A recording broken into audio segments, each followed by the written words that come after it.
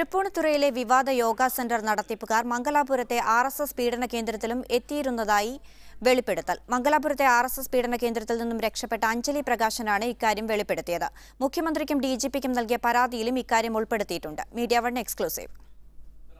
അന്യമതസ്ഥരെ പ്രണയിക്കുന്ന ഹിന്ദു യുവതികളെ പാർപ്പിച്ചിരുന്ന തൃപ്പൂണിത്തുറയിലെ വിവാദ യോഗ സെന്ററിന്റെ നടത്തിപ്പുകാരാണ് സ്മിത ഭട്ടും സുജിത്തും.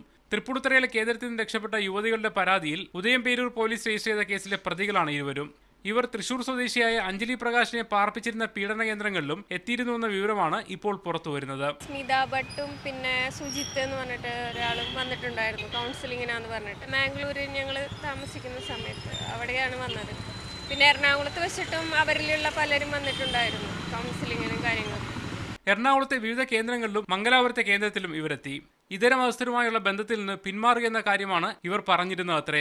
അവരെ കൗൺസിലിങ്ങിൽ പറഞ്ഞത് ഞാനൊരു ഹിന്ദു യുവാവിനെ ചൂസ് ചെയ്യാണ്, മുസ്ലിമിലേക്ക് പോവാന് വിടുന്നില്ല, പിന്നെ ഖുറാനെയും അതുപോലെ മുസ്ലിംസിനെയും അത്രയും മോശമായിട്ട് വിമർശിക്കുകയാണ് അവരുണ്ടായത്. സംഘപരിവാറിന്റെ നേതൃത്വത്തിൽ സംസ്ഥാനത്തിന്റെ വിവിധ കേന്ദ്രങ്ങളിലും സംസ്ഥാനത്തിന് പുറത്തും പ്രവർത്തിക്കുന്ന പീഡന കേന്ദ്രങ്ങൾ തമ്മിൽ പരസ്പര ബന്ധമുണ്ടെന്ന സൂചനയാണ് പുതിയ വെളിപ്പെടുത്തലിലൂടെ പുറത്തുവരുന്നത്. Muhammad Aslam, Media One, Thiruvananthapuram.